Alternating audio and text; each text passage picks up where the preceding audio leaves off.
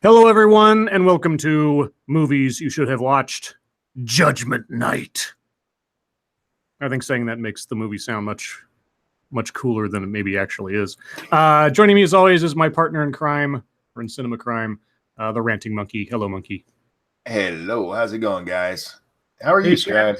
Oh, I'm doing all right. Overheated, as it will be apparently until next Friday. Jesus Christ. It's going to be upper 80s, mid 90s, until maybe next weekend, if not further in, and I'm dying. I don't sleep well in this situation, and I haven't been sleeping well the last 4 or 5 nights, so that's how I am, but I'm here and I'm awake. I'm ready to go. And we got a movie. And hey, chat. Hey, everyone. Hope everyone's having a good weekend. Hopefully a cooler one than mine, unless you're Monkey and wish you were living on a hot rock underneath the heat lamp. I honestly wish to God we could trade weather, because you would love mine and I would love yours. Yeah. But we're not here to talk about the weather. No. We're not. We're here to talk about a completely different force of nature, and that is Emilio Estevez. Emilio. Kind of, sort of. So, Charlie Judgment Night. Sorry, what? I said Charlie Sheen's brother. Charlie Sheen's brother. So, Judgment Night, 1993. Stars Emilio Estevez, Cuba Gooding Jr., Stephen Dorff, Jeremy Piven, and Dennis Leary, of all people, as the villain. Which I don't think I know. Leary's been the villain in a couple of movies. I think it was like Toys and Judgment Night. You could kind of call him a villain in The Ref, but not completely so. But that's and he was funny movie. Yeah, and he was branded a villain in Demolition Man, but he wasn't really a villain. So the reason I picked this movie is because I own it, first and foremost. I don't remember when I picked up this DVD copy of it, but I know for a fact that however I got it, whether I bought it or I borrowed it from somebody and just never gave it back, whatever the hell, it's because it has sentimental value to me in my memory. Kind of until I watched it again. It's sort of like the bloom came off the rose a bit in places. And I think I know why, but we'll get into that as we go. But well, I want to tell everybody, I was like, yeah, we can do this. I've seen that before. And as I was watching, I realized I've only seen part of this movie before. Or at least I only remember parts of it. As I was watching, I'm like, okay, I remember that. And then there are other parts like I have no fucking memory of that. And I know, guys, I have a bad memory, but usually when we watch these, I more come away with, oh yeah, I remember all of that now, instead of I don't remember that at all.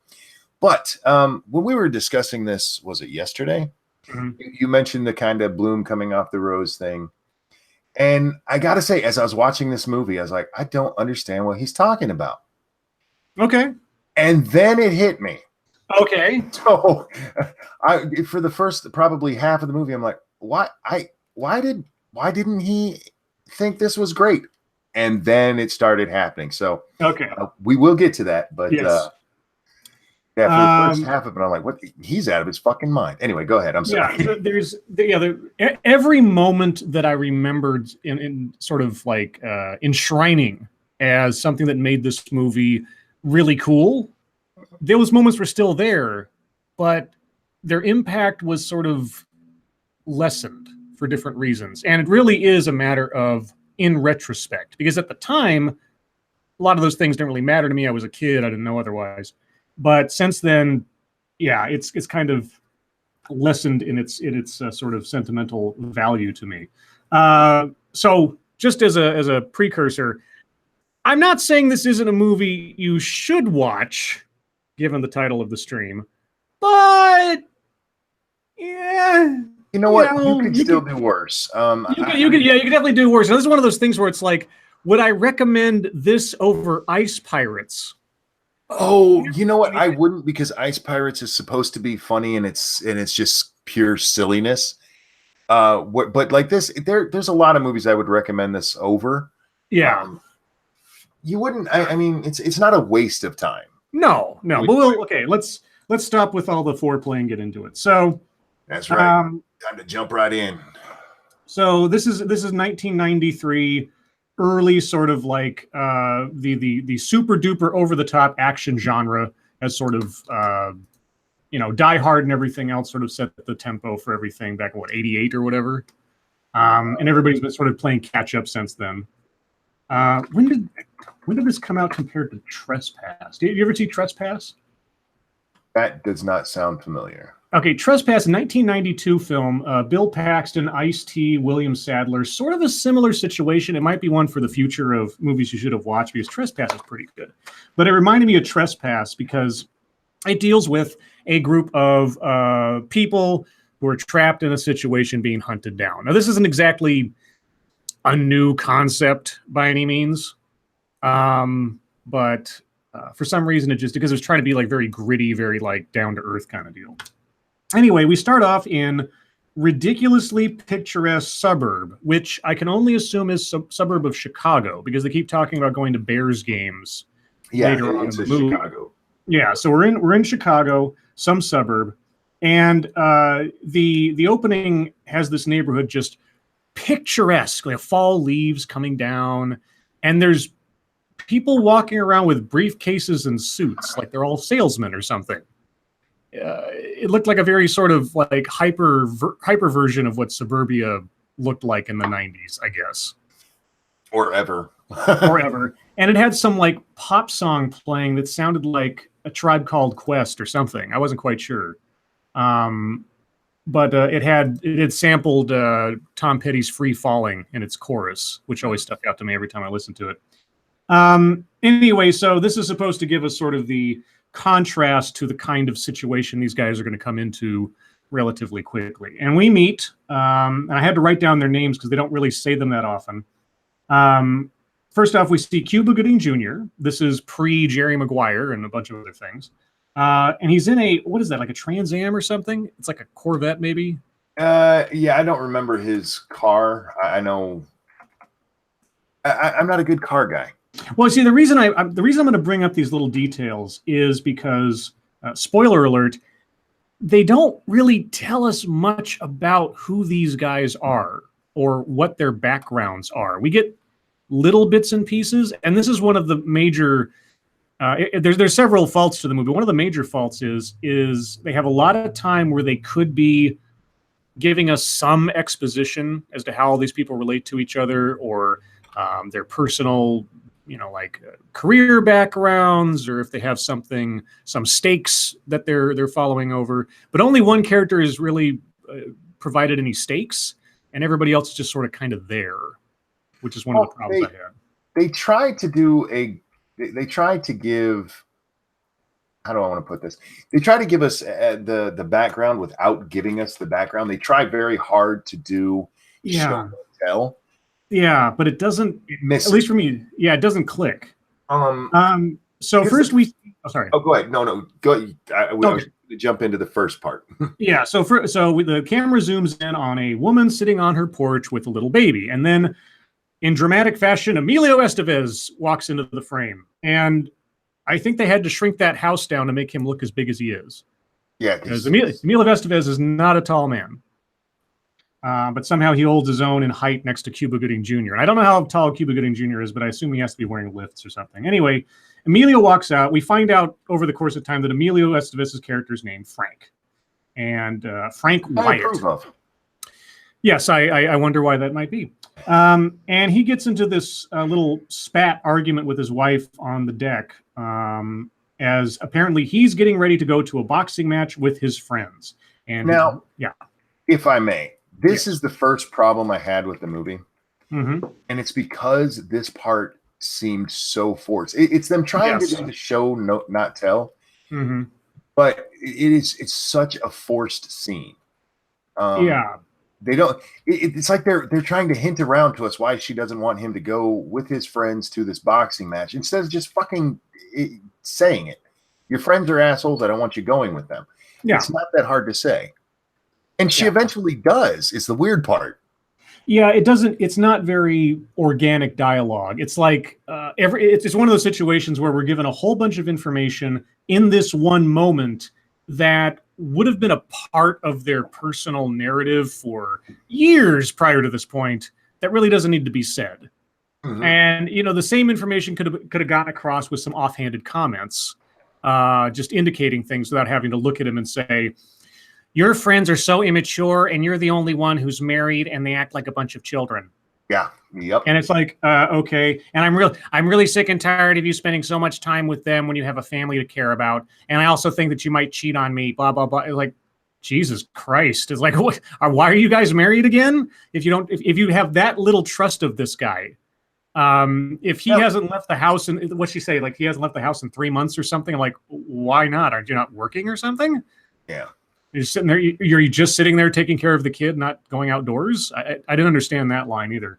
But so as they're talking, we see Cuba Gooding Jr. across the street hitting on some lady.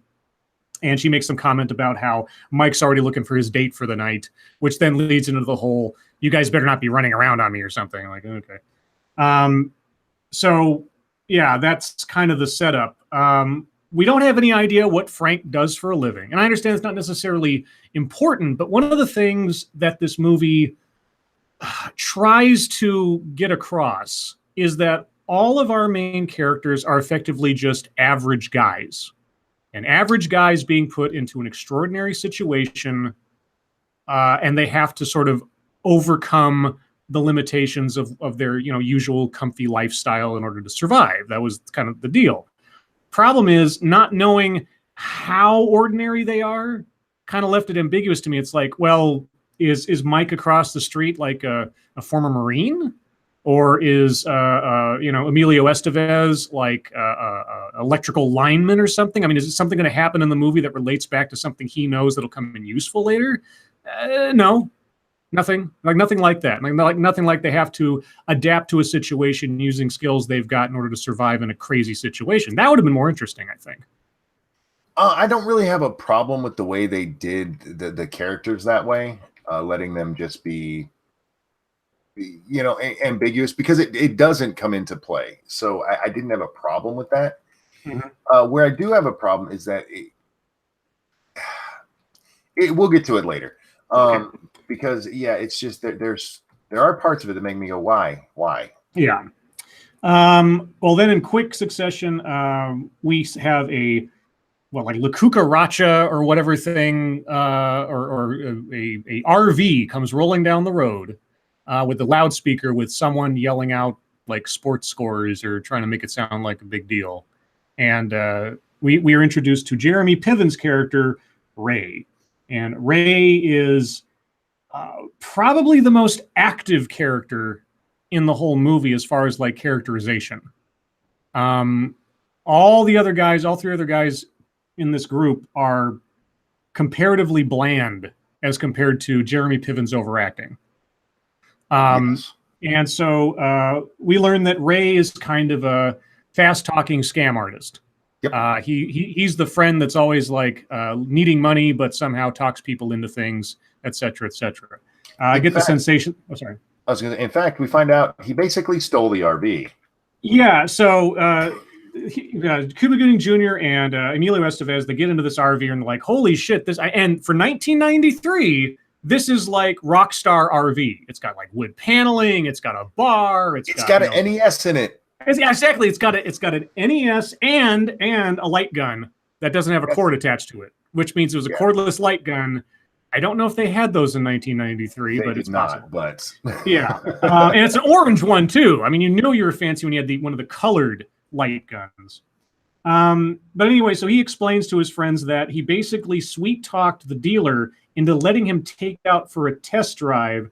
And then after they get back from the fight tomorrow or whatever, he's just going to say, my company doesn't need a fleet of these. Thanks anyway, and walk away.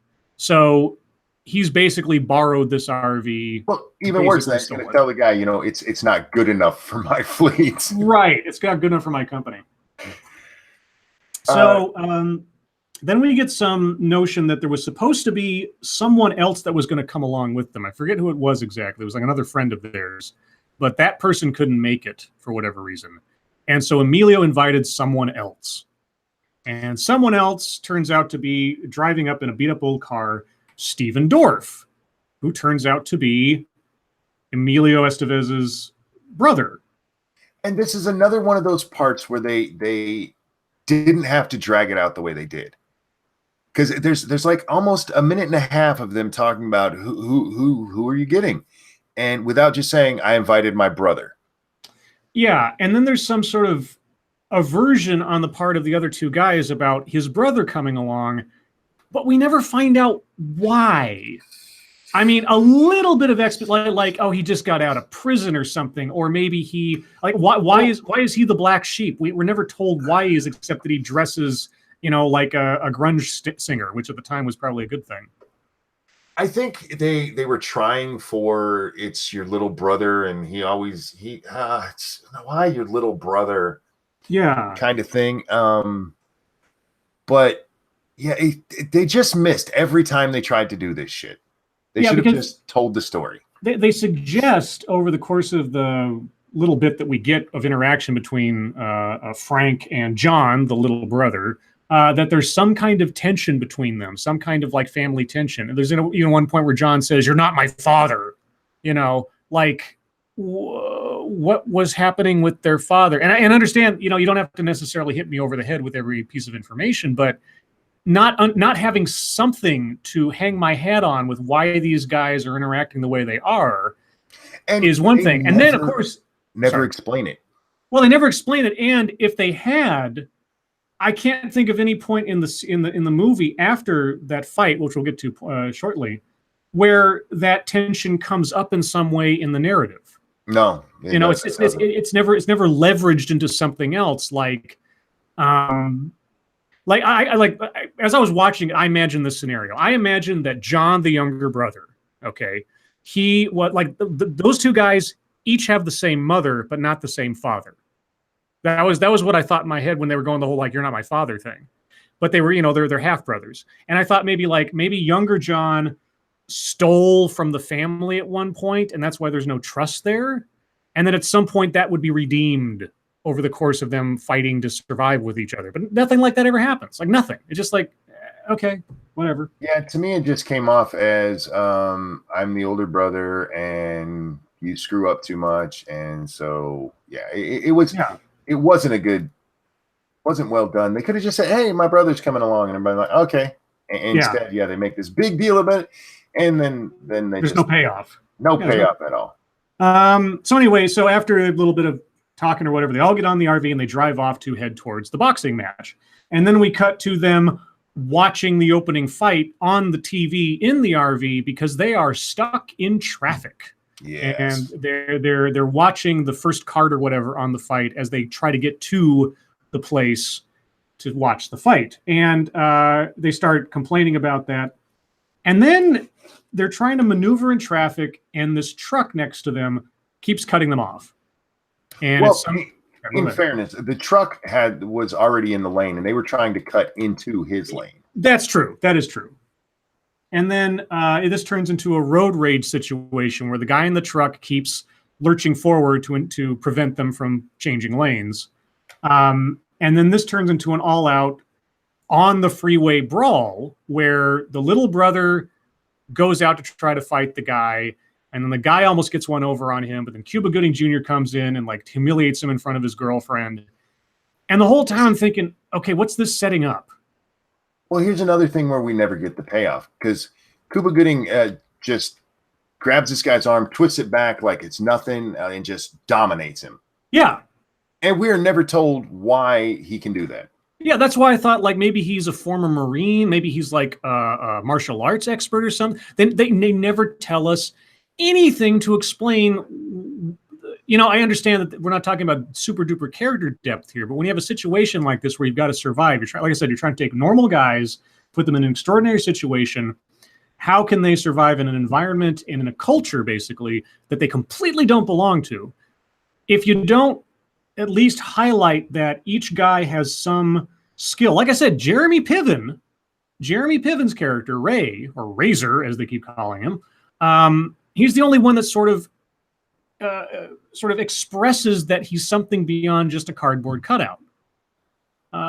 It's through overacting and trying to eat the scenery, but at least he has some utility, kind of. Everybody else, after the road rage thing, I am challenged to think of a moment where either Stephen Dorff or Cuba Gooding Jr. ever did anything that was a standout moment, or were anything other than glorified tag-alongs until the plot needed them to do something for a minute. Yeah. We also get a line here after the road rage, because Cuba basically breaks up the fight. Yes.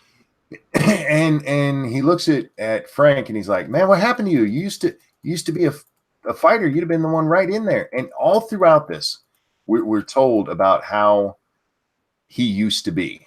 Right. Used to be what? He used to be the fun one and go and do things. And what did he do in his past? There's literally never a thing where they tell us what it was he used to do. Right. And other than you used to be. Yeah, and I can sort of imagine, okay, well, like we were told so heavily in the beginning, he's the only guy with a family now. So maybe he's reformed from his old ways. But you which is fine, but you never even see the old ways bleed over a little bit and him having to rein himself in or something. Like if he had gotten in there, if he'd been the one to charge in and he like balled his fists up but then hesitated, and then John jumped in to then actually start the fight, like Emilio was right on the edge of actually doing something, but then thought better of it. Right. Yeah. That might have been more telling. It's like, and then Cuba Gooding Jr. says, "Why the hell did you freeze? You know, in the old days, you would have just socked that guy down to the ground." You know what bothers me about this thing? And guys, please, again, this is still a movie I think you should watch. But you ever seen the movie Wild Hogs? Oh God, I think once, yes. I love that movie. I think it's awesome. The character played by Tim Allen in that is supposed to be exactly like we're told Ray is, except for we hear about it. They tell us, about his old days and what he used to do, and they actually set it up so that you get to know, who the old guy was, rather than just you used to be. That could have just been the line, you used to be, and leave it there, because they don't tell us what he used to be. Yeah, or if like another thing, I swear to God, we're writing a better movie as we're talking here. We are. If at some point, like, and I don't even know what this would be, but if there was an interaction where they had to go do something, and Ray leans over to I don't know, Cuba Gooding Jr. or Emilio Estevez and just say, "Hey, just play it like that time back in college with the girl." Yeah. And then they go and they do a scam or something, or they play off of each other for a minute to show that, there's some camaraderie here, there's some history here, something. You don't have to tell us that these guys were rabble rousers or something. Just kind of give us a hint as to who these guys are and why they relate, and why this situation for them is having to push them beyond their limits of whatever they used to be, Well, that's the other part about this, is that these are supposed to be best friends. Yes. And for the most part, you can't tell. Yeah, that's true. They might as well have just been strangers on a bus together. Yeah. I would have thought, again, I swear to God, I'm going to get back to the movie here in a second, but I thought if they're going to bring in a character like John, the younger brother, who isn't part of this clique, that at least maybe he would have been used as sort of like the audience's avatar to learn about these guys. Sure. But that never really happens either, where they have to explain things to John or just say like, yeah, back in the day we used to do X, Y, and Z. But anyway, okay, moving on. They have this road rage fight. They all regroup back in the RV. Ray decides we're not going to sit in traffic and miss the fight. So he backs the RV up to an off-ramp and then exits the freeway into Beirut. Yes, into downtown Chicago. Yeah, somehow they have entered the twilight zone of urban post-apocalyptic crime town. It's like Gotham City's worst part of town is what they roll into. Well, it's weird that, these guys are from Chicago, and from the sound of it, they've been there a long time. Yeah. None of them knew that this was the wrong off-ramp to get off on. Yeah, that was one of the things that really doesn't make any sense. It's like, okay, either these guys are familiar with this place and they're like hometown boys, or they're not. And they definitely come off as not. Yeah, definitely as not. Like they've never had. It's like the entirety of their existences were lived in that suburban fishbowl. Yeah. And all of a sudden, it's like, oh, you mean there's something other than grass in the world? So anyway, they are rolling slowly in their little RV down desolate Thunderdome Lane or whatever, and they run into some bums who are like out on the street. Now these guys, that's the guys in the RV. Now remember, this is before cell phones were really prolific. There is a cell phone in this movie, but we'll get there, and also no GPS or anything. So they had, for the logic of the movie, they had no idea where they were, how to get back onto the freeway.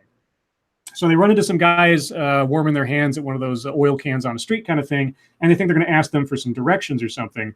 So Ray or whoever gets on the intercom, the blaring RV intercom, and says, "Hey, can you help us out?" And a couple of them walk over, and one guy reaches into his jacket. And immediately, Ray reaches down to a drawer at the console of the RV, pulls it open, and there's a 9mm pistol in there. Mm-hmm.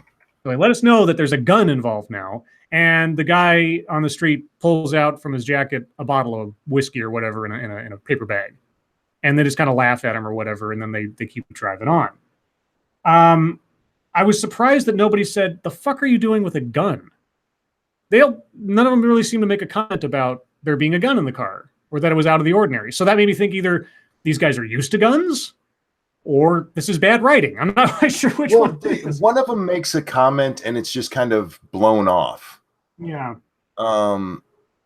Which is weird, but anyway, yeah. Anyway, by the way, guys, Chicago was no better in '93 than it is now. Yeah. So the setting that they're in is absolutely understandable.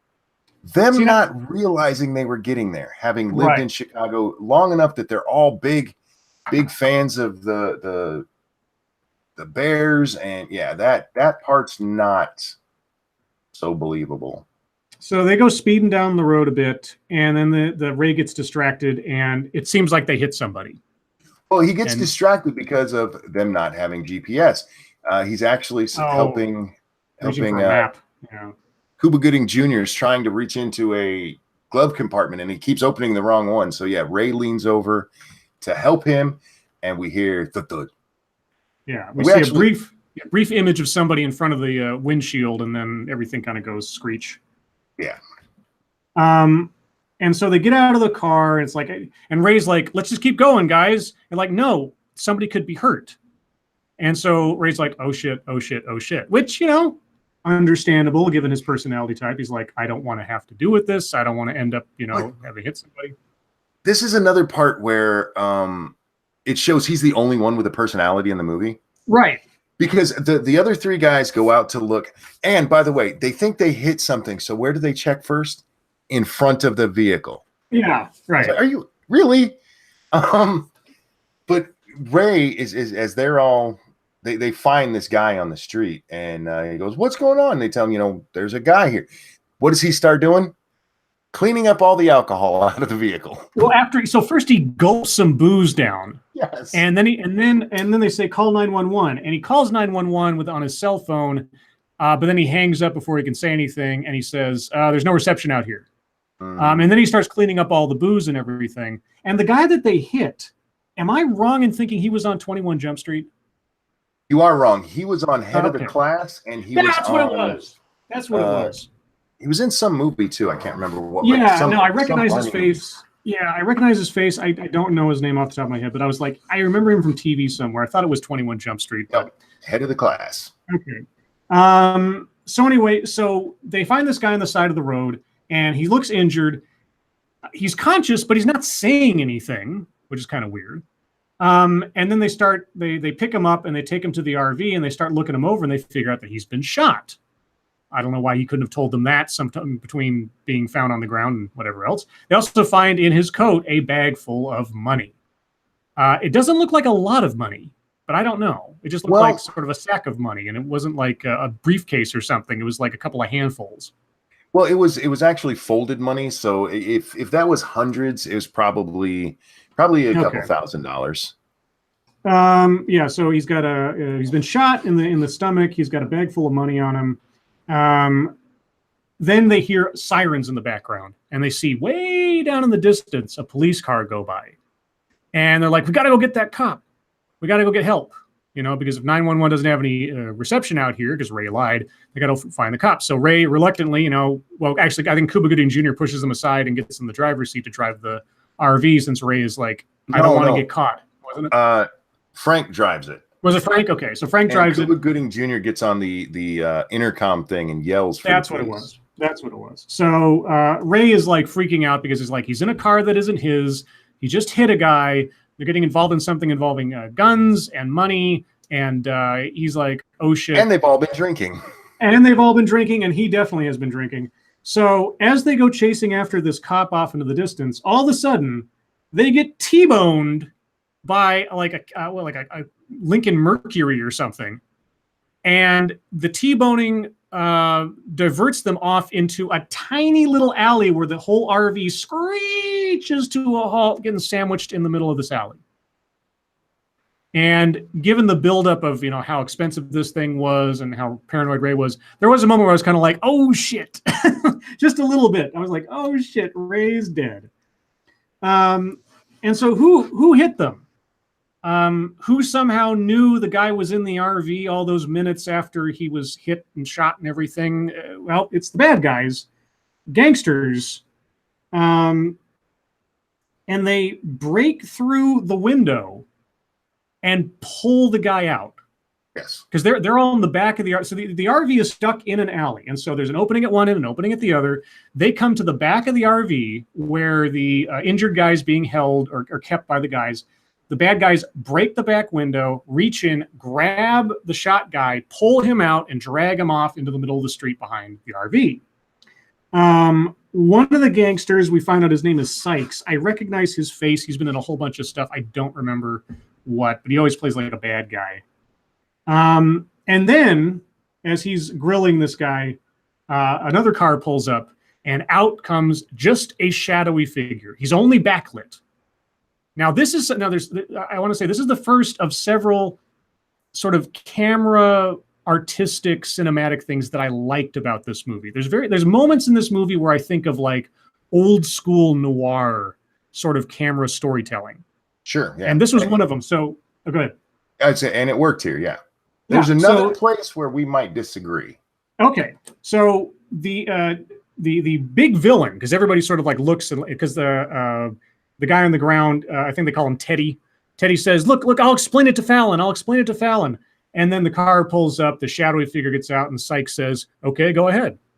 And so up walks, menacing, can't see his face, dark shadow, whoever the hell it is.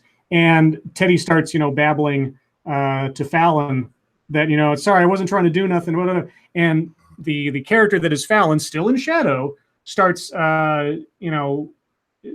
complaining at the guy. It's like, were you trying to steal from me? You could have just... What they had said to him is, you broke his rule. You broke his rule. And yeah, apparently his rule is don't steal from me, which, pretty standard rule. Mm-hmm. But you definitely don't want to do that from a gangster. And yeah, he goes, I'll explain. And he comes out and he goes, oh, you were stealing from me. He goes, no, I wasn't. But they never let the guy explain at all.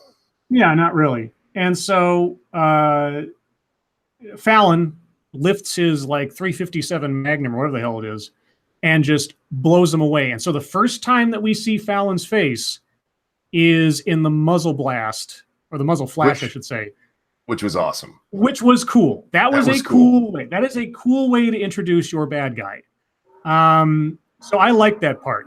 Now, just as a general comment, and this will go on, one of the things that sort of lessened the impact for me with the character of Fallon, played by Dennis Leary, is that I got to know Dennis Leary's act after I saw this movie.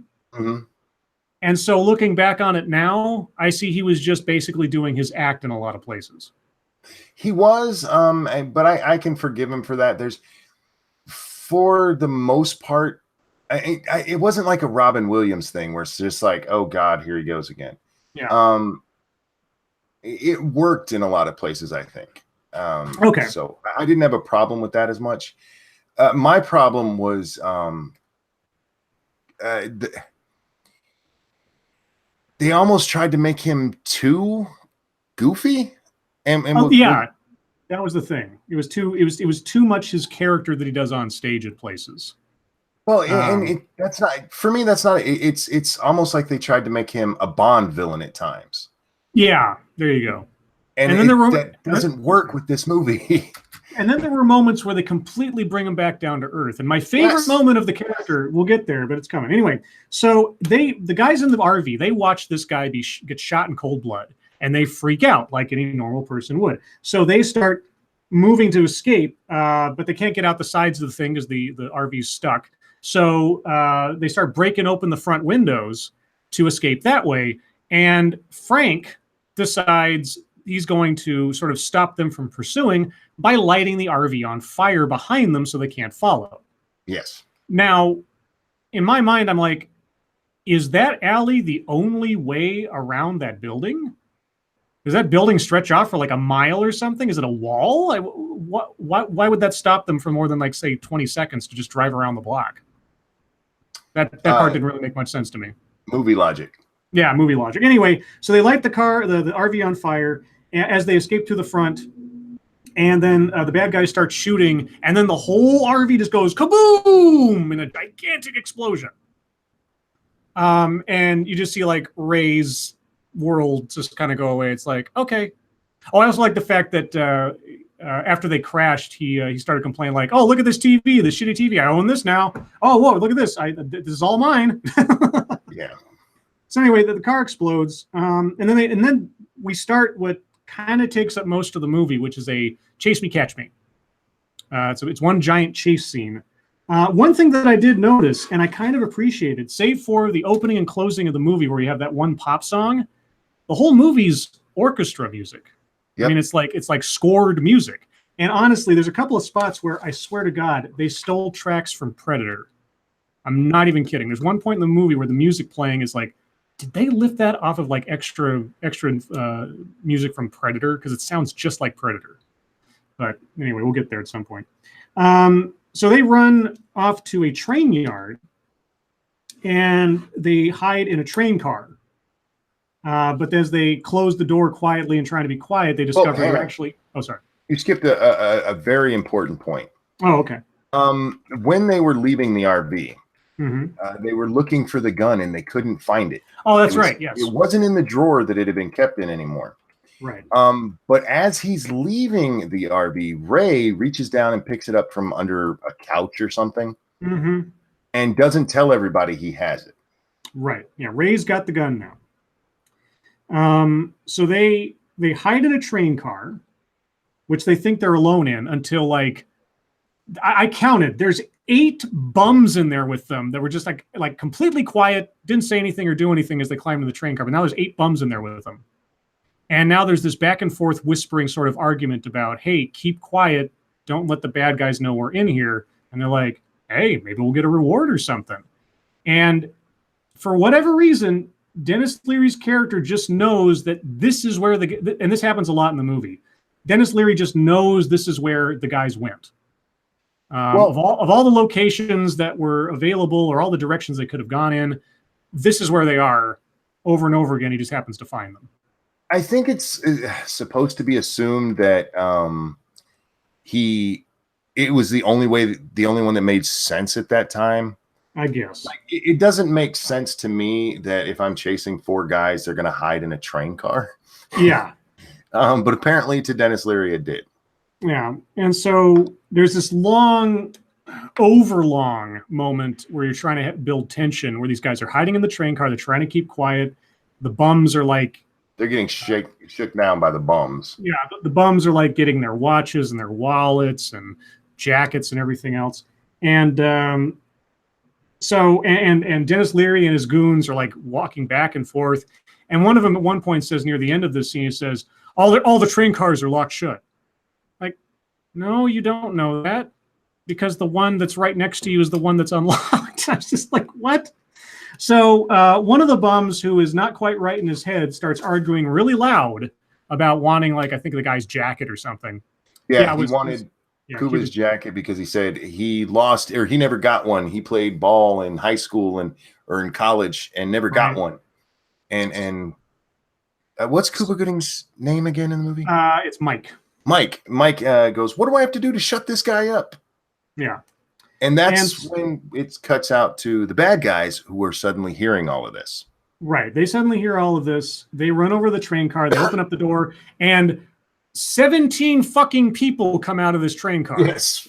I mean, okay, you had the 4 guys who are our protagonists. You had, and I know it's dark in that train car. Maybe I missed some, but I counted at least 8 heads of individual people as that whole negotiation scene was going on. And then when the train car opens up, 20 guys pile out. And so in the confusion and everybody running around, they can't see who the good guys are versus just the bums they don't care about. But either Dennis Leary or one of the guys, they see the jacket. Dennis Leary sees it, yes. Yeah, they see the jacket running away, so they shoot the guy in the jacket. They turn him over, and because his face is all dirty, they know he's not the guy. He's just another bum. I guess they can just tell that because his face was dirty, that he's not the guy they were looking for. However, the bum does have Frank's wallet. Yes, he has Frank's wallet, so now they know Frank's name and address and all that stuff. And one would think at that point, that's where you go next. Or at least send a guy there or something. One would think. But they don't. So if you're a logical villain, yes. If you're a logical villain, you send at least one guy there to watch that house to see if he shows up there or something. So basically at this point, and Dennis Leary's character explained this in one line as the RV was exploding. No witnesses. Okay. This is the motivation for the bad guys to be chasing these guys. They don't want any witnesses to their crimes. By shooting a bum amongst 20 other people, right? And letting all those guys go. No witnesses, man. Yeah, no witnesses. So then again, it turns into just chase me, catch me, chase me, catch me. I don't have a whole lot of notes for a lot of this movie because a lot of it's just them going from place to place until they get to a specific spot, and that's the apartment complex. But unless you got something before that. No, and that's, I mean, we're almost 45 minutes into this already, and the reason for that, guys, is because this is where all the story happened. Yeah. And he's right. The rest of it is just, okay, we're gonna play chase, and it's not bad. I mean, it's just chase me. So yeah. Now the apartment complex sequence, let's say, is probably my favorite for only one reason. We'll get there shortly. But anyway, they come upon this big like Cabrini Green apartment housing complex, low rent housing deal. And if you don't know what Cabrini Green is, watch Candyman and you'll learn a whole lot about Cabrini Green. But anyway, so they're trying to find somebody that will let them use their phone. Again, an era before cell phones. This movie could not have operated the way it did if set today, and which is kind of quaint in a way. So they go into this place, and of course, everybody there is scared to hell of anyone they don't know, and they live in fear because the gangs own the place, basically. Now, and one of the opens things, their doors, nobody will help them. Nobody opens doors, nobody helps them until they spot some lady doing her laundry. And then they're hiding around the corner, they're whispering to each other, hey, maybe she'll help out. Oh, okay. Who should go talk to her? Well, send Emilio. He's the most non-threatening looking, I guess, because he's tiny. And send the little white guy. Yeah, send the little white guy, because obviously he's not going to be a threat. And so he walks out there, and she immediately grabs a bat. It's like, stay away from me. Don't listen. And he looks at her very sincerely and says, look, we saw somebody get shot. We just want to use your phone and call the police. That's it, okay? And for a moment, I could believe he could be convincing to this person in that situation. For a moment. Sure.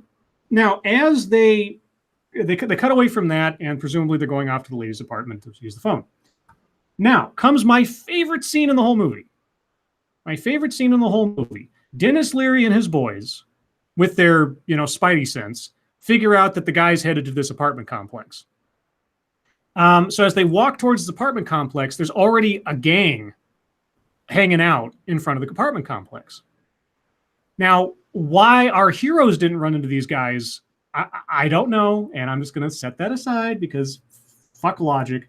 But Dennis Leary and these guys walk up, and they're all like in their black trench coats, and they're all, looking all tough and everything.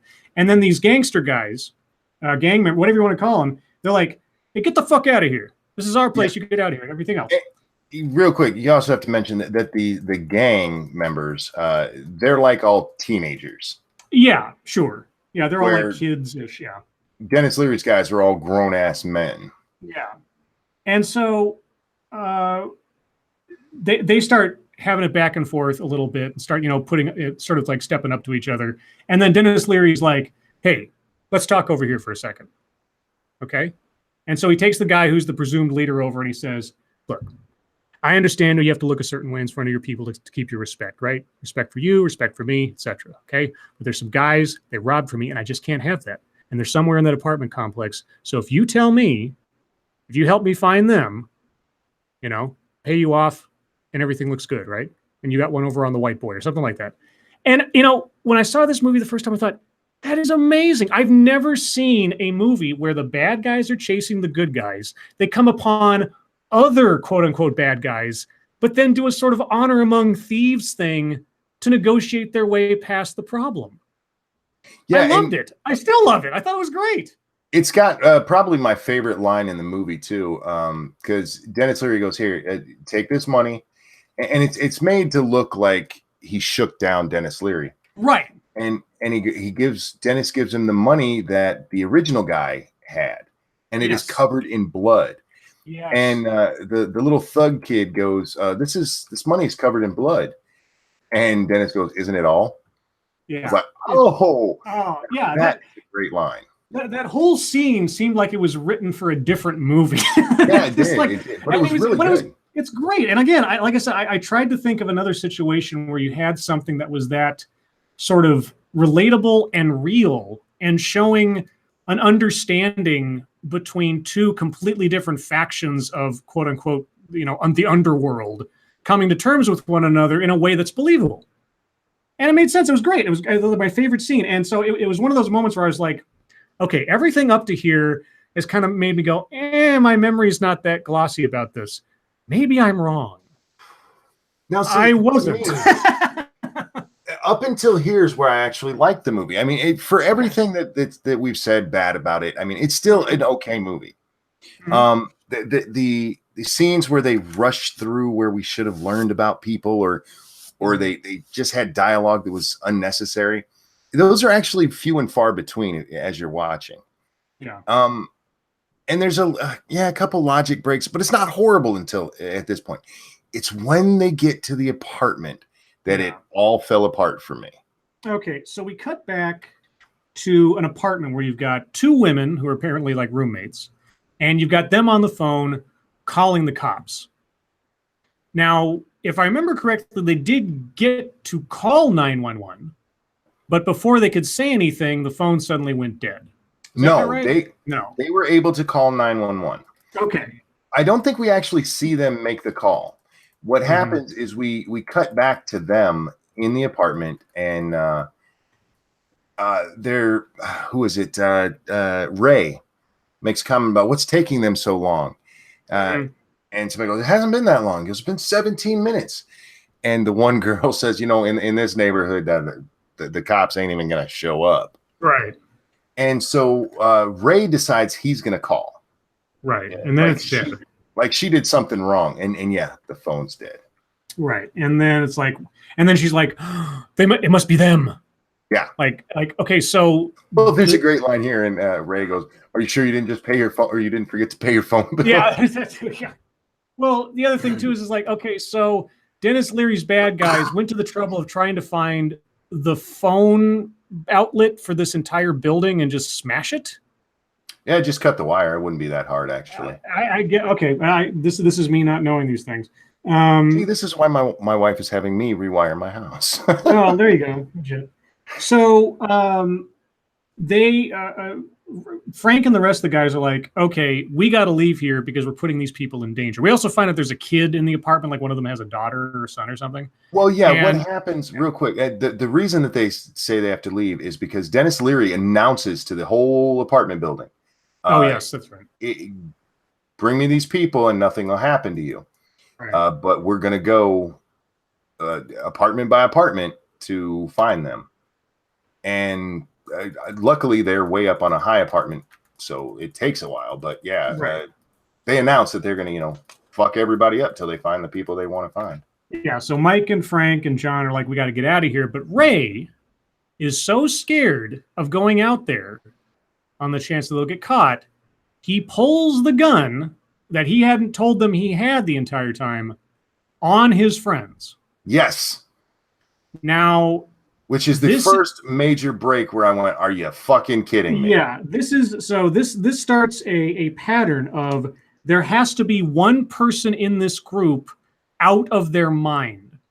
And as soon as that person is no longer out of their mind, somebody else has to pick up the torch. And we'll see that shortly. But yeah, so Ray is freaking out. He pulls a gun on his own friends. They eventually talk him down, and the gun is handed over to Frank, I believe. Or is it Mike? Is it Frank takes it? Okay, Frank takes it. So then they leave. They sneak, and they're told by the lady in the apartment, the kids have some way between buildings up on the roof. So they head up to the roof as Dennis Leary and his guys are like going door to door and knocking on doors and stuff. So they bought themselves a little bit of time, I guess. They go up to the roof, and really weird thing, Cuba Gooding Jr. comes up, and we get that shot where they get up to the roof and they go over to the edge and look over and see how far it is down.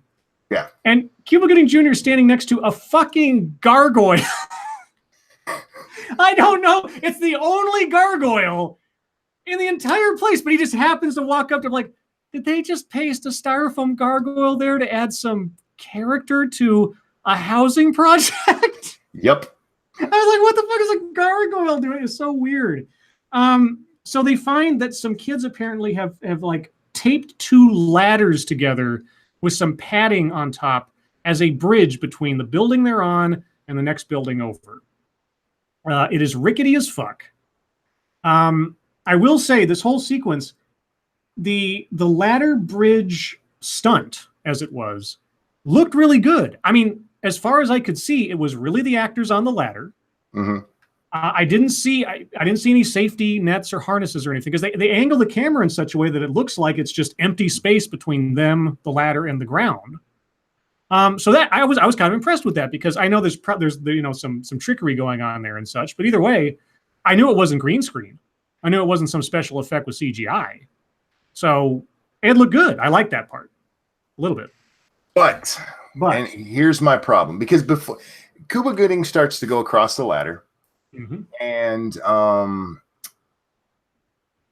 the younger brother, he's there also helping him. But for some reason, Ray won't make the short jump down to where they need to go over to the ladder. Yeah, now he's afraid of heights, I guess. Yeah. And this is a guy who held a gun on his friends because he didn't want to get hurt by these bad guys. Yeah, but now he's willing to stay up there, risking getting caught. Yeah. Yeah, knowing that they're coming. And then there's another really stupid break because they're finally Cuba gets across, the little brother gets across, and it's they talked Ray down. Finally, he shimmies down a water pole or water pipe, something. Which then breaks. Which, yeah, halfway down, it pulls away from the thing. Anyway, it's necessary. That was necessary in order to explain how the bad guys took longer to get down. Well, and that's fine, but here's the problem. The last two ready to go across are Frank and Ray. And Frank's like, you go. And Ray's like, no, I'll come behind you. And he's like, no, you go first. And Ray's like, no, seriously. Like, I promise or something, he says. Yeah, something like that. And so reluctantly, Frank gets up on the ladder and starts crawling across. And he gets all the way across. And Ray, it's his turn. And he throws the ladder off the building. Yeah. This is a guy who held a gun on his friends because he didn't want to face these guys. Yes. But now he's like, fuck it. I'm going to negotiate with him. That's what he actually says. See, this is one of those things where, again, if there'd just been a little bit of something before this might have been a much more profound moment. Like, if Ray pulls the gun on his friends, right?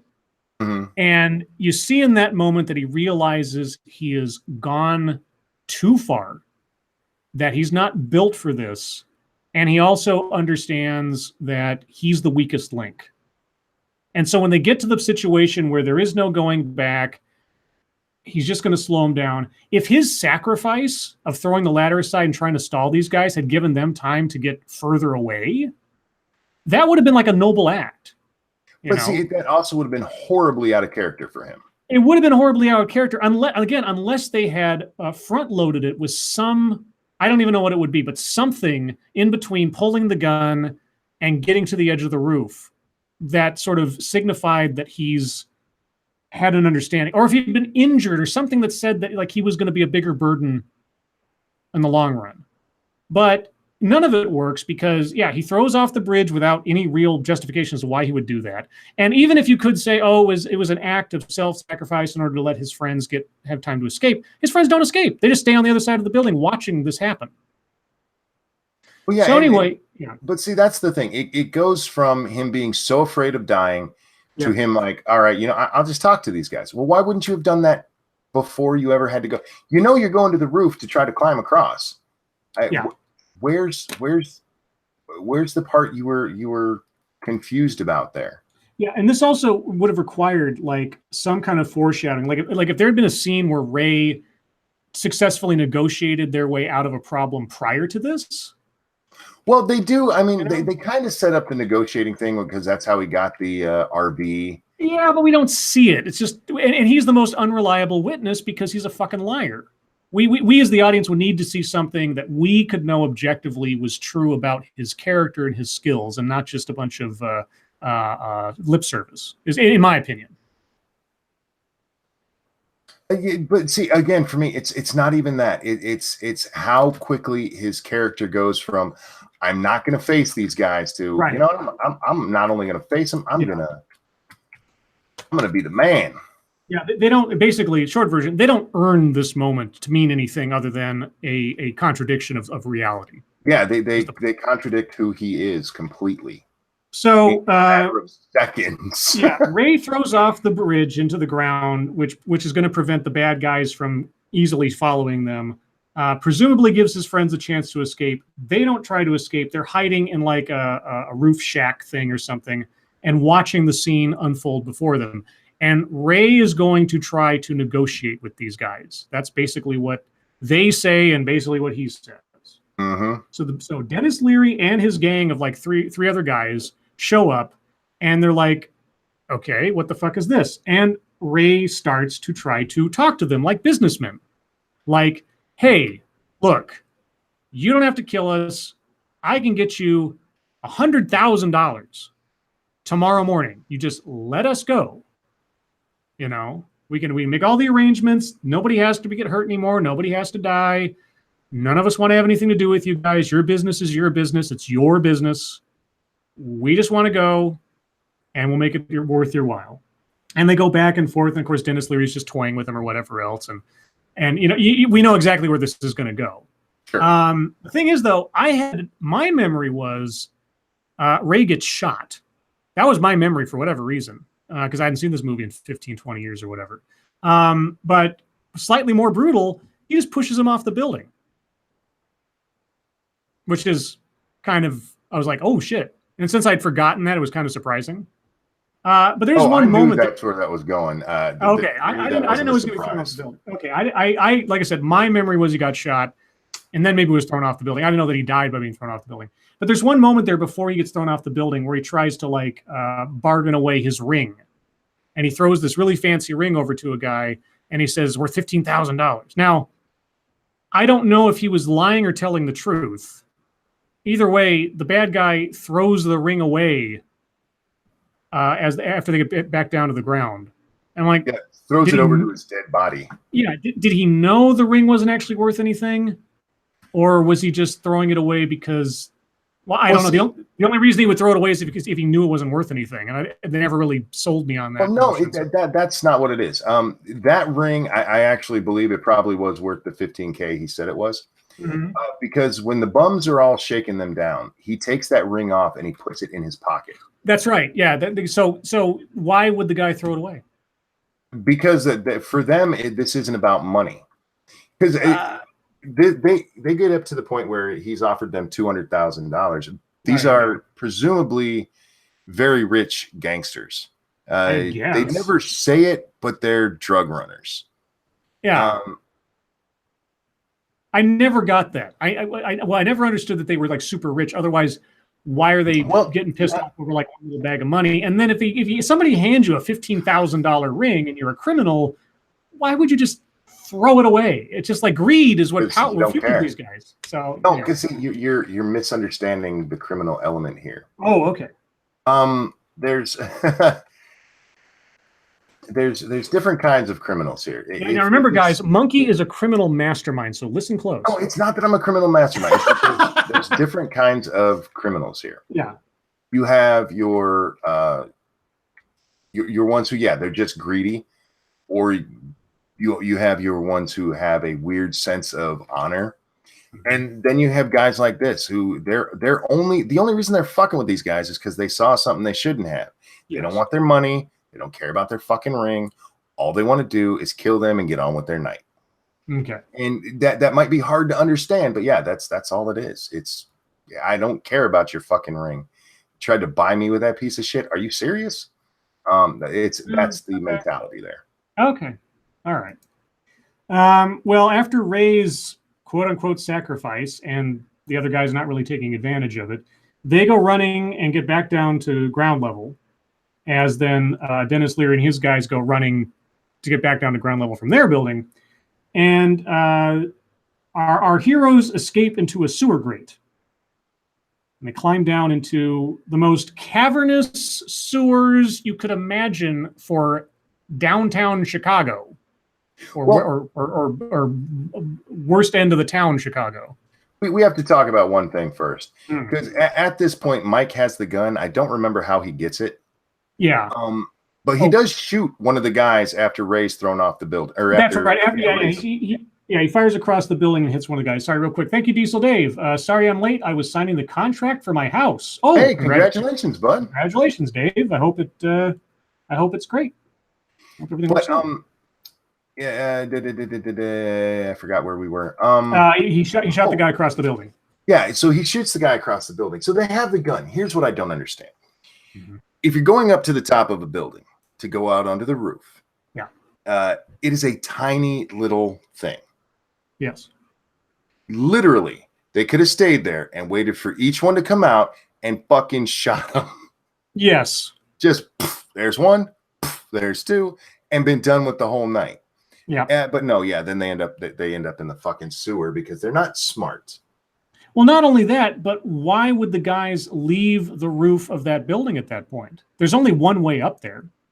They just have to stand next to that door and, wait, because the cops were called and there now been gunshots and screams and everything else. So, and we did see, they already said that there was at least one cop roaming around out there. So if they had to camp out there until morning and they could get somebody's attention when like work starts or whatever, there's a lot of reasons that it doesn't make a whole lot of sense, but the chase must continue. Indeed. So our friends escape into a sewer grate, and Dennis Leary and his guys for a minute or five look like they're complete idiots. They don't see that there's a sewer grate they could have climbed into. They're just kind of standing around down there, wandering around for a second. As they're hiding down at the bottom of the ladder in the sewer, where it's a sewer, it's probably... It's okay. First off, like I said, these sewers are like the sewers in Paris because they're so fucking cavernous. It's not actually a sewer. This is your rain runoff. Okay, well, either way, it should have still been nastier than it was because this was a pretty pristine sewer. Yeah, and Dennis Leary and his guys have no problem just like sliding around in the water down there in their fancy leather trench coats and everything. At one point when they're chasing the guys, and just like they just shrug it off like. You're swimming around in shit and garbage and like nasty and you don't care. Okay. Anyway, so Dennis Leary and his guys finally figure it out and they yell down at them from the top of the ladder and they start chasing after them. There's one, I forget which character says this. I think it was one of the bad guys as they get down to the bottom of the ladder. Because there is some back and forth, and this has happened over the course of the movie so far between Dennis Leary's guys saying, why are we doing this? What's the point of this? We shouldn't be wasting our time, And one of the guys says, nothing about tonight makes much sense. And as I was watching, it was like, you're absolutely right. Yep. As I'm watching, nothing about tonight makes much sense. And And the other thing I wanted to say was I was not impressed with the gunshot effects in this movie because there were sparklers. Every time that a gun went off, there was like a spark effect that came off of it. And I understand that there's maybe a little bit of that with guns in real life, but not to the point that these things were. They were like they were shooting off Roman candles every time they fired a shot. So that was a little off-putting. And this is also the point at which when they're running around the sewers where I swear to God, a riff of the music playing was from Predator. It sounded just like a scene in Predator. And I can't remember exactly which, but it was... I thought I have to look up and see if maybe the composer of this movie was the same one on Predator or something. Now, as they're chasing around in the sewer, we get a couple of more shots from that sort of noir aesthetic that I was talking about before. There's a couple of shots where on the left side of the screen, Dennis Leary's grinning evil mouth lit in blue light is up close and in focus, while one of his henchmen is in focus, but on the right side behind him, doing something or saying something, and he's sort of getting across his message. I forget exactly what was said, but the visual and the chase in the sewer, it called me back briefly to The Third Man. If you guys have ever seen the old Orson Welles noir classic, The Third Man with Joseph Cotten, in the sewers, the chase at the end, all that stuff, for a minute, just because of the aesthetic, just because of the way they were doing the story, I got a little, okay, I could buy this more if they were diving really deep into it being sort of like a noir thing. But they don't, except for a couple of shots. So yeah, for me, that scene was just bad. Really? Okay. Well, okay. I want to say the camera work was good. I don't remember anything about the scene that made it memorable to me, just that it looked interesting. His face, it didn't fit the rest of the movie. Yeah. Okay. If this had been, I guess to me, it looked more like it belonged in like Dick Tracy, like a Dick Tracy villain kind of thing. Well, yeah, that's what I mean. Is if they'd hammed it, if the whole movie had the tone of kind of being like an over-the-top crime thriller noir thing, but the camera work is so inconsistent. Like in one moment, it's kind of an action movie. The next is kind of like an art house thing. It's like the guy making the movie couldn't decide how he wanted the movie to come across tonally, which is kind of what threw it off. So that's why there's like moments of this movie that I really liked, but they don't match up with anything else. It's like when I said when he negotiated with the other gangsters. That was a great scene. It almost felt like it didn't belong in this movie. It was so good. You know where it seemed like it belonged? Die Hard with Ellis. Oh, yeah. That's what I got when I'm watching. It's like, okay, I've seen this before. Done better. Well, sort of, except that you weren't having two opposing forces having to come to terms with each other so one could move on. Because Ellis was never in a position of any authority at all. At least the gangsters in this one had sort of like the numbers and the turf up behind them, and the knowledge of the area, whereas Dennis Leary and those guys were kind of at a loss without their help, that kind of thing, you know? I almost see Ellis like I see Ray, if we're going to make that comparison, because Ray was more of an Ellis here than the scene between Dennis Leary and the gangsters. No, I was talking about with Ray talking to Dennis Leary. I thought you were talking about when you said that when I was talking about the gangsters negotiation scene. So I thought you were talking about Ellis. Oh, sorry. I thought you were when you said negotiation. I thought you were talking. Oh, okay. we both thought completely different things. Anyway, yeah, we're both right. We're both wrong. Okay, gotcha. Anyway, so now our three remaining heroes, have found themselves in this big sort of like high-roofed cistern sort of territory, where all the pipes lead into this one central area. And so they start gathering up what effectively are lead pipes.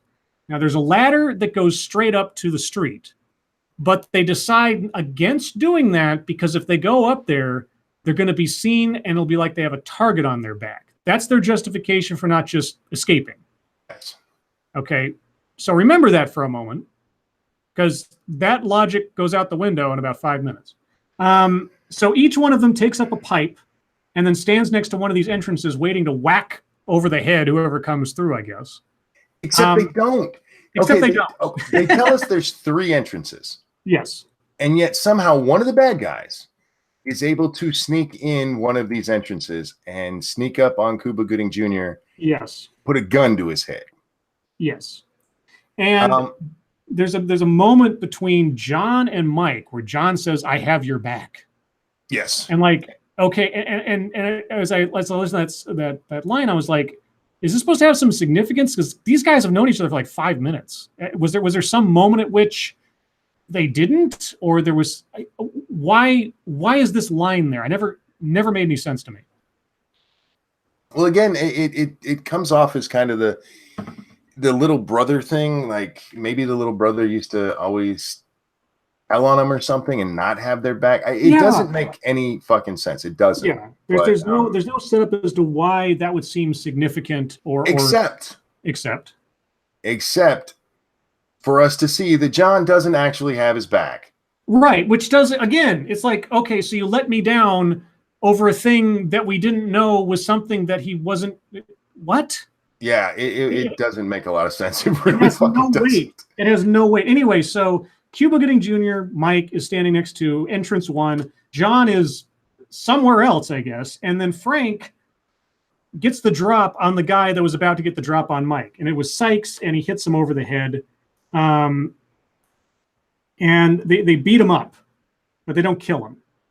Cuba Gooding gets his gun. Yeah, he grabs the guy's gun, but they leave him alive. But there's a moment where Cuba Gooding Jr. is like thinking about killing him. But he doesn't, or does he? No, he kills him pretty quick. What happens? Oh, that's right. Yeah, he hesitates, but then the guy starts making a move. No, what happened? Cuba Gooding has the gun on him, and he goes and asks him something like, "Who's scared now?" Right. And the guy's like, "You ever shot somebody?" And he's got his arms up, and it's like tapping his head. I don't know. Yeah. And he starts to make a move, and Cuba Gooding blasts him. Right. And this is the start of Ray was completely irrational and fucking everything up. Now Mike has to be the guy that's irrational and fucking everything up, because we can't have anyone in this story have a level head except for Frank and sort of John, I guess. So now that Cuba Gooding Jr.'s got like, it's like, now I have a machine gun too, ho, ho, ho. Yes. He's like, now he's all like power trip crazy, whatever, for some reason. But then after they've killed this one guy, and somehow none of the other guys on the bad guy team followed. Well, they hear the shot, and you do see a cut of them turn. Okay. Then they decide it's okay to climb up. Now it's safe to climb up because they killed one guy out of the 4 chasing them or something. So Frank like Cuba wants to stay down there and shoot the rest of the guys, or Frank's like, no, we're getting out of here. And so he just climbs up and everybody kind of follows. Like I said, where before it was a bad idea. And then they come upon Dennis Leary and the rest of his guys. He's got 2 guys left with him. The guy that was shot by Cuba Gooding Jr. on the roof, who somehow is still functional, I guess. He wasn't shot that bad. He starts giving Dennis Leary shit for basically getting his best friend, who is Sykes, who's now dead, killed over these idiots. Yeah. I'm like, wait a second. We started this movie with Fallon being underlined as, and not only underlined, but proven to be a cold-blooded motherfucker. Yes. And long hair goon number 2 here is talking to him like he's got something on the guy. Like he's a bitch. You're a bitch. He's talking to him like you're a bitch. And I'm like, why are you doing this? I mean, for a moment, I was like, I felt sorrier for the guy chewing out Dennis Leary than I did Ray. I was like, you're going to die. Check out what Captain Assassin just said in chat there. Scribelight, IMDb trivia says the director wanted to score the score to sound more like the score to Predator 2. Alan Silvestri did the score for both. Oh! I didn't even look that up. I swear to God, I didn't even look that up. I was just remembering there's this one point in the sewer chase where the music, I swear to, I was like, I associate this particular piece of music with Predator. I swear to God. And I was like, it's got to be just something really similar. But I thought, man, does that sound, that's amazing. Thank you, Captain Assassin. I appreciate that. So they get to the street. What's up? I said, God, I'm a nerd. No, I mean, it'd be like if you watch Star Wars a lot and then watch Indiana Jones, you'd be like, wait a minute. Yeah. Anyway, so Fallon drowns his own guy who was complaining. Honestly, I don't blame Fallon for doing that, given the situation. It's like, fuck But you. it's another point where a character just doesn't make sense because, Yes. as you said, Dennis Leary is a cold-blooded killer, and he doesn't give a fuck. You do things his way. And you're going to talk to him like he's a bitch, especially when his best friend was just killed. Yeah. Are you fucking crazy? Yeah. But yeah, so he's drowning him, and you actually kind of get the idea that he didn't mean to kill him. Yeah. Because the other henchman there goes, I don't think he's going to move anymore. Yeah, so you almost get the sense that like Dennis Leary or Fallon doesn't quite have a sense of his own nutsiness or whatever. Well, this is the first time, because up until here, Dennis Leary seems like a very calm, controlled, just villain, a bad guy. Yeah, the negotiation scene with the gangsters was enough to tell me that. But this makes him seem like he's actually nuts. Yes. Because he basically, I mean, he's trying to show this guy what's what. You don't fuck with me. And he accidentally drowns him because he's giving some dialogue about, who do you think you're talking to, motherfucker, kind of thing. You know what would have made more sense is if as he comes across his best friend dead, if we see some kind of emotion from him for the first time, and then we see him lose it. Sure. I could buy that. And that would almost sort of slightly humanize his sociopathic self a little bit. But in this instance, he's just sort of like growling his old usual stand-up routine as he's drowning the guy. And then the guy's like, I don't think he's getting up. Like, oh, okay. So anyway. I do like the I don't think he's getting up line. That made me laugh. That was kind of funny. It was like, yeah, he's not getting up. Like, oh, okay. And you know what? I called that one guy, the guy who said he's not getting up. What's that? In my mind, I called him the Edge from U2 because he looks like the Edge from U2. You know what? I kept thinking this guy looks familiar. Maybe that's why. I kept thinking the little skull beanie cap and everything. I'm like, yeah. I think he's a refugee from a U2 concert. So anyway, so now we're back with the guys up on the street level, and something else that's a constant character in this movie: trash tornadoes.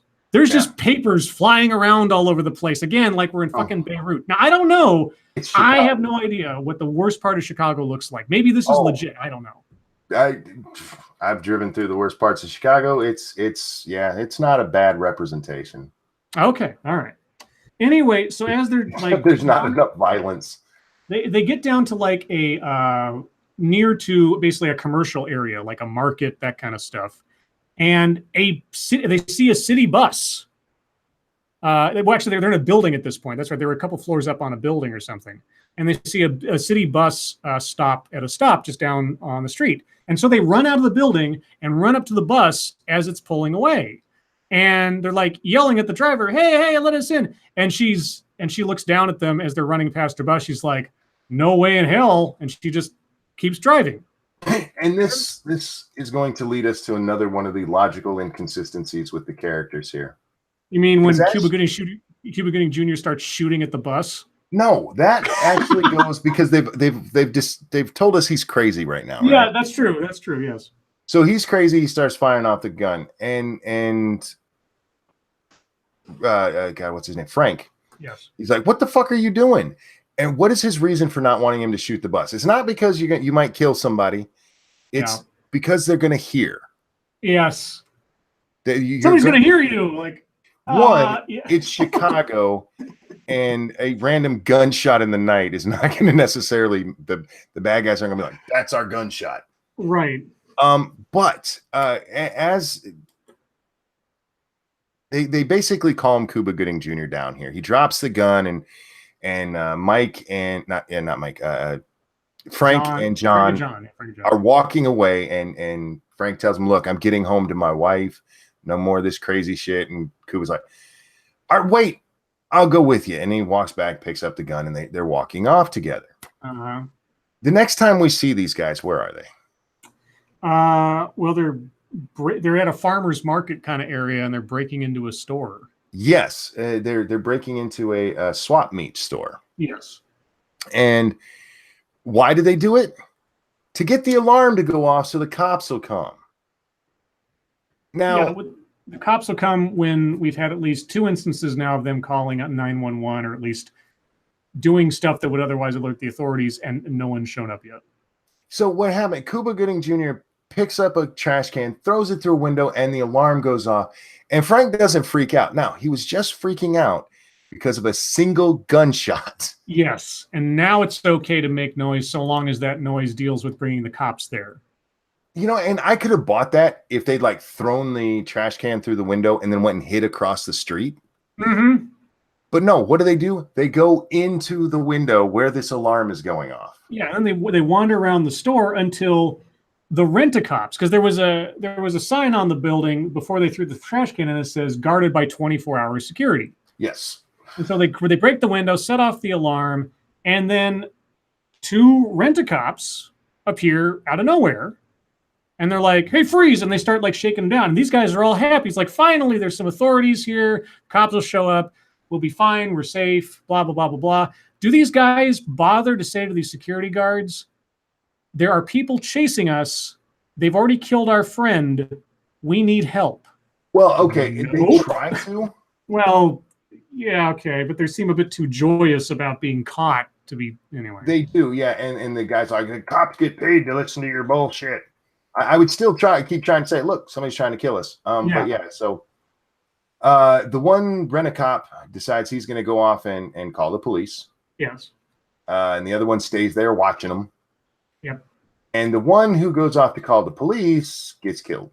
Well, and at the same time, the one that stayed behind finds the gun on Cuba. Yes. And then he's like, oh, shit, no. And then he starts holding the gun on them. And they're like, oh, crap. No, look, we can explain this. And that's when things kind of go sideways because, winter hat cop. For some reason, he's wearing one of those like Russian winter hat things with the little ear things when it's supposed to be like fucking summer. Yeah. I mean, well, no, take it back. It was fall. That's right. There were fall leaves. So I guess maybe it's a little cold. But they never really tell us it was cold out there. Nobody else is shivering. Nobody else seems cold at all. This guy's freezing his ass off, got on a Russian winter hat. Yeah. I don't remember seeing anybody else like having like breath showing or anything like that. So it's, anyway, whatever. I don't know how cold Chicago autumns get. So they had the perfect setup. I mean, you can wear a Letterman jacket even in kind of warm weather. It doesn't have to be real warm. So all they had to do is have Cuba Gooding Jr. once go, man, it's cold without my jacket. Yeah, something like that. And the hat could have made a little more sense. But yeah, there's no fucking reason for it. All right. So Russian hat guard gets killed by Dennis Leary and his guys. And then other guard gets shot down by Dennis Leary and his guys. And then Cuba only has one guy now. Well, one guy. It was the Edge. Sorry, the Edge. The Edge and Dennis Leary. So then we have like a back and again, I don't have any notes. It's a back and forth, chase me, catch me in the store as they kind of go running around each other. Okay, yeah. And what ends up happening is Cuba Gooding ends up facing off against the Edge. Yes, the Edge, yes. And Cuba gets shot as he shoots the other guy, but he's able to get 2 more shots off into him, and the Edge dies. Yeah, and then John tries to help Cuba or Mike run away, but then Dennis Leary shoots John in the leg. Yes. And so then Frank, Mike, and John, they all get like upstairs for a moment where he hides them in a closet. In a bathroom. In a bathroom closet with, the slits, very like sort of out of Halloween or whatever. So Mike and John, bleeding after being shot, are locked in the closet. Actually, they're not locked in the closet. We'll get there in a second. Thank you, Diesel Dave. But Monkey is cold at 70 degrees. Yeah, Monkey's a lizard. Yeah, I'm a special case. He's not a person. He needs, like I've said before, we need to get him a hot rock and a heat lamp, and he'd be the happiest motherfucker on the planet. I used to be okay, at least in colder weather. I didn't mind it so much with the whole injury thing. My temperatures gauge is way off, so I need it hot all the time. Yeah. Point taken, but this guy wasn't. He didn't shiver at all. Don't you stand up for their stupid writing. Yeah. So Frank hides them in a closet. They don't think to lock the closet. Not that it really matters because the thing's made out of balsa wood. Either way, Dennis Leary is hunting around trying to find them while Frank is in one part of the store and these guys are hiding in the closet in the bathroom. Dennis Leary walks into the bathroom and I think it's John or either John or Mike are like slowly reaching towards the lock on the inside of the bathroom door, so they can lock it before Dennis Leary discovers where they are. And I'm like, what is the point of that? One swift kick with his foot will crack that door open. What's locking it going to do? Yeah, except let him know for a fact somebody's in there. Right. So there's this really false and empty tension as they're trying to be quiet in the closet and they're reaching towards the lock. And then all of a sudden, from the other side of the store, Frank says, "Hey, asshole, I'm over here." And Dennis Leary suddenly went from a slightly uneven mentally character, but with enough smarts to understand when he needs to negotiate with bad guys to get the job done and be very pragmatic about a situation, to falling for an obvious bait call. Yeah. Like, okay, so Dennis Leary runs out to find Frank, who's been yelling at him and baiting him into something. And then they play this hide and go seek thing again throughout the store. We basically forget about John and Mike in the closet for now. And then it comes down to a mano-a-mano thing between Frank and Fallon. And Frank is able to fucking Metal Gear Solid his way up behind Fallon with a belt in his hand and start strangling Fallon. Yeah.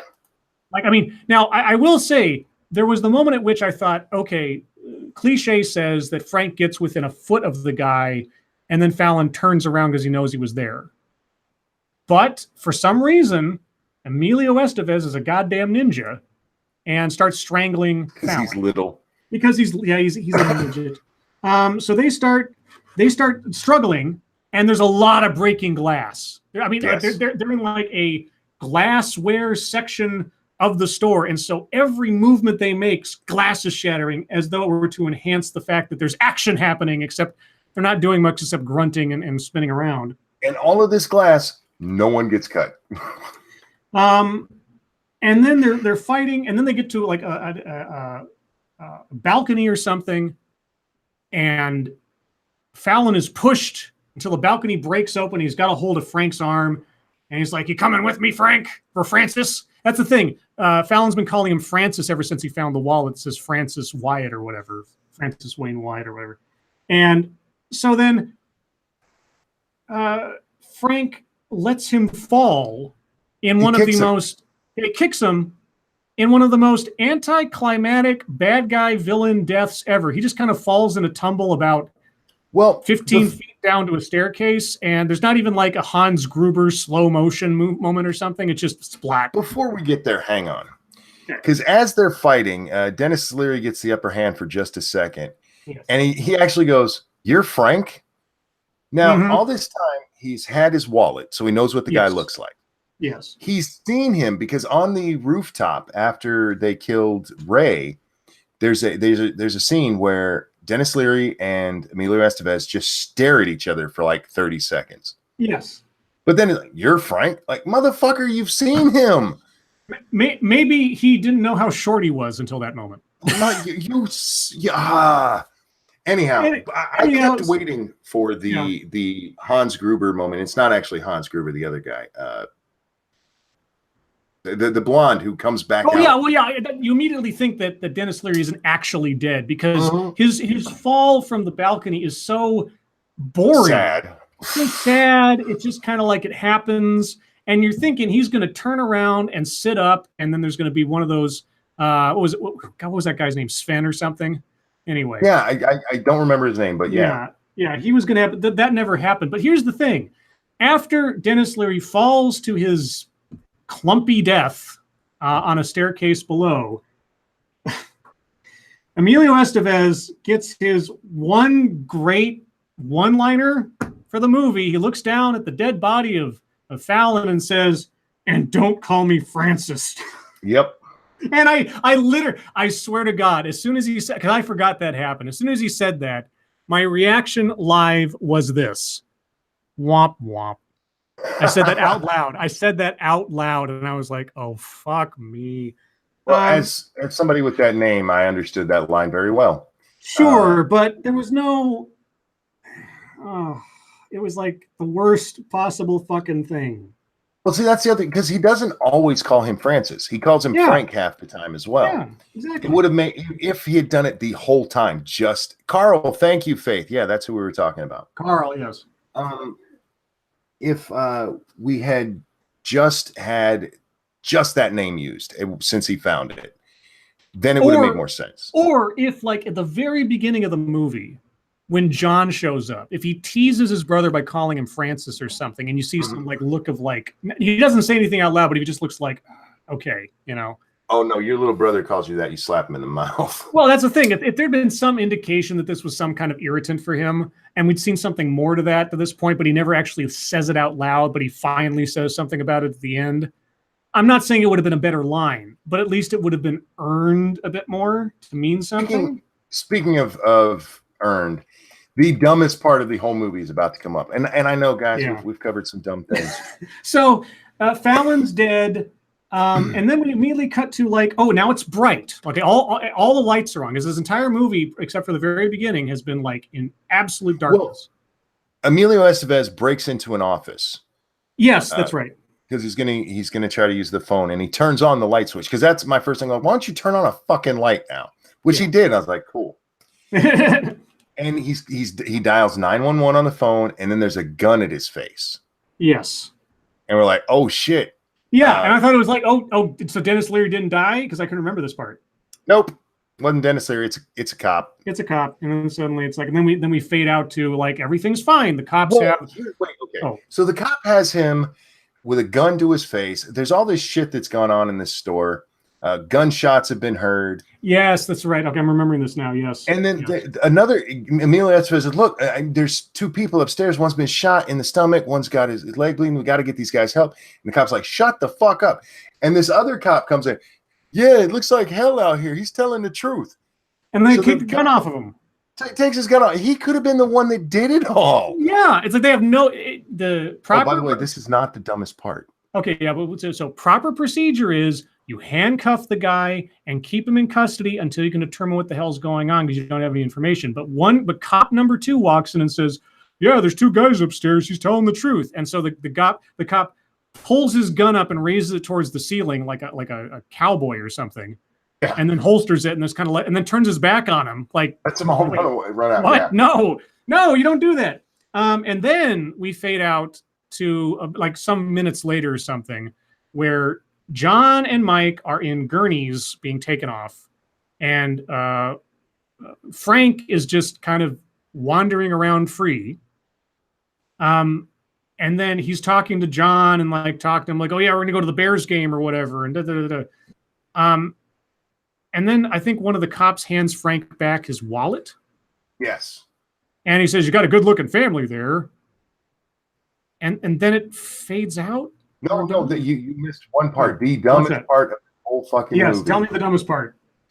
Right after he gets his wallet back, and Emilio Estevez is starting to walk out, somebody goes, Mr. Wyatt or whatever the fuck his name is, your wife is outside. Oh, right. Why the fuck would his wife be there? Yeah.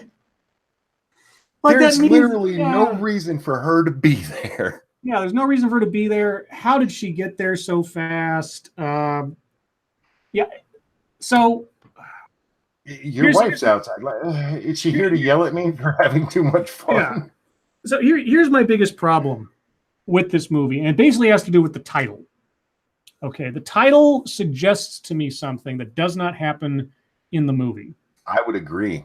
Now, maybe they were just looking for a title or something, but this movie would have made, and the title would have made so much more sense if, again, they had established something about these guys in the beginning that showed that they were just either completely ordinary guys with some weaknesses and fears and things, and or had established something that each of these guys knew or could do or something that came into play later as part of their survival.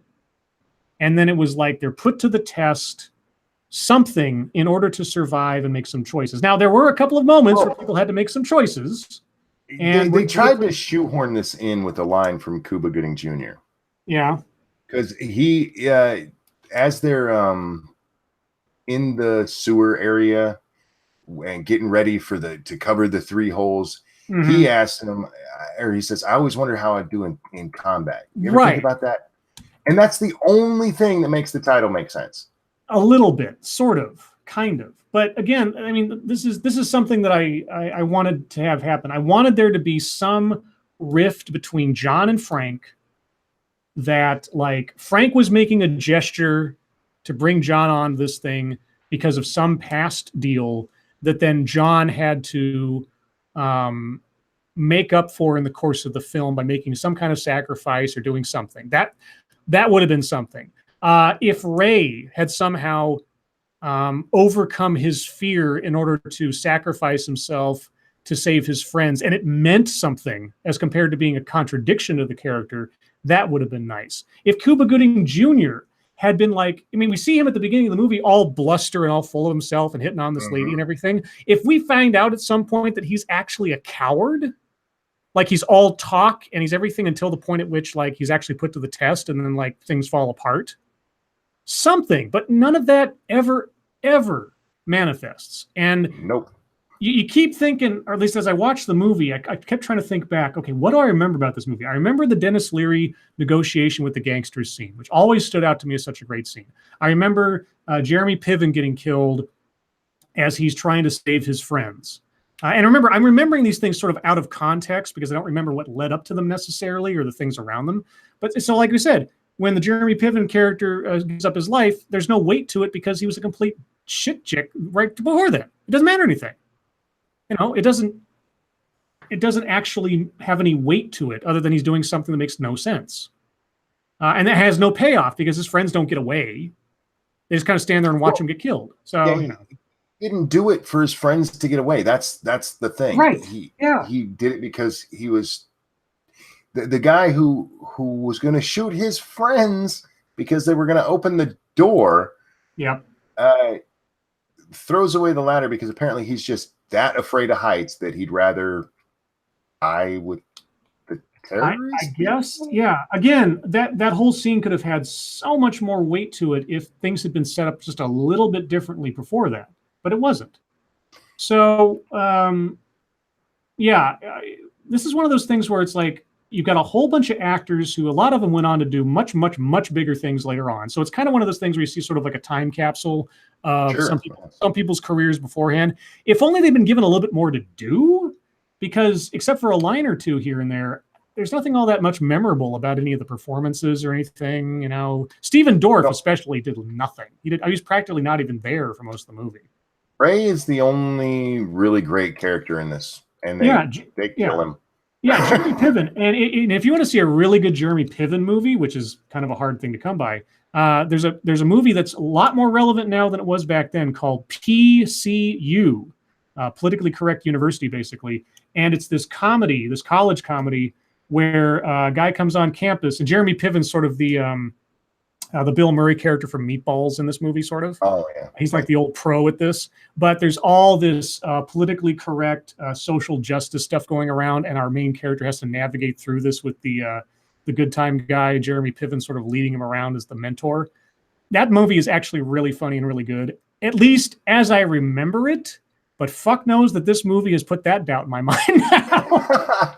So, I didn't have a problem with this one until we got to the apartment. I could forgive pretty much everything until then. Yeah. But they just take the characters and take them so out of the character, excuse me, I have the hiccups now, that we've seen until this point. Yeah. And literally to the point where Ray does a complete 180 in 2 minutes. Yes. It's so weird. But again, I still like the movie. Mm-hmm.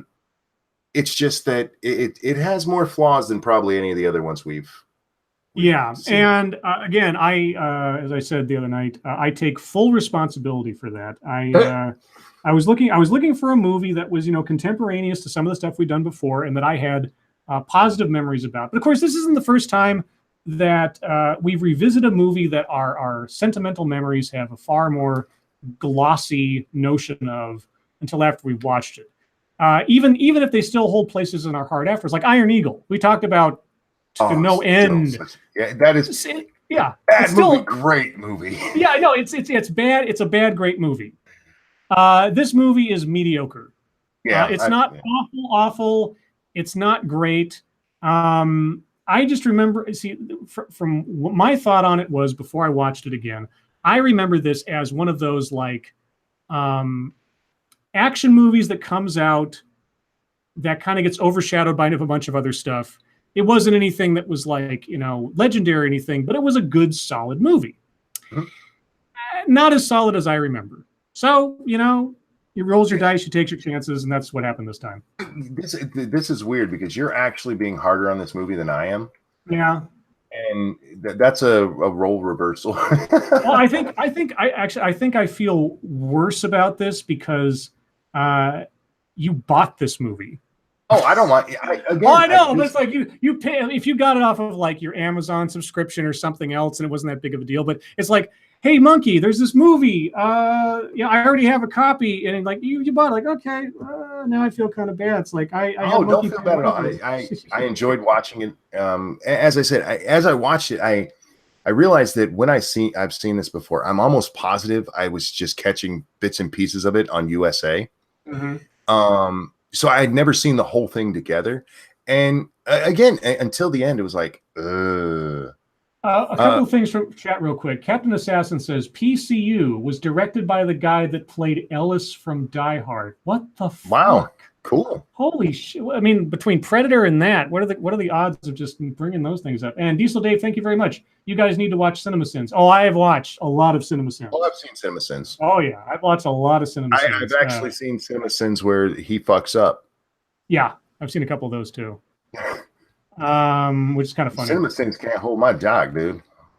I actually put a CinemaSins gag in one of my older videos where like the characters in the video in the skit were actually being as smart as I was and criticizing it for a moment. Oh, and so I freeze framed and I said these two characters would be great at CinemaSins. Ding. Yeah. Anyway, I like CinemaSins, but with this movie, there's issues, but I don't regret buying it, and I would recommend it to you guys if there's nothing else to watch. It's a watch with your friends movie for sure. The watch with your friends, don't take too seriously movie because there's enough like legitimately interesting moments and enough like so bad groany corny moments that it could be entertaining for like a group setting. Sure. I don't have anything really else to say about it unless you do. I do not. Yeah, nothing else comes to mind. All right, so guys, that'll wrap up this edition of Movies You Should Have Watched. Thank you for joining us. I don't know if Monkey has thought about what the next entry might be over on his channel. Guessing not. I haven't, but you just got another super chat. Oh, thank you, Diesel Dave. You should CinemaSins. That's some Inception shit right there, yeah. Like, here's where you fucked up, dude. But yeah. So once we've decided on our next entry, we will do enough broadcasting of that on Lords of the Night, which you can catch 6 nights a week, rotating from Satsu's channel to my channel to Monkey's channel, Monday through Saturday every week. Mm-hmm. And that's at 6 p.m. Pacific, 9 p.m. Eastern. And otherwise, follow us on Twitter. The Twitter handles are in the description below for both Monkey and I. And if you are not already, please subscribe to either my channel and or Monkey's channel if you're not already. So until next time, cinemaphiles, enjoy your films, criticize them liberally, and always have fun. And we'll talk to you next time. Bye, guys. Bye, guys.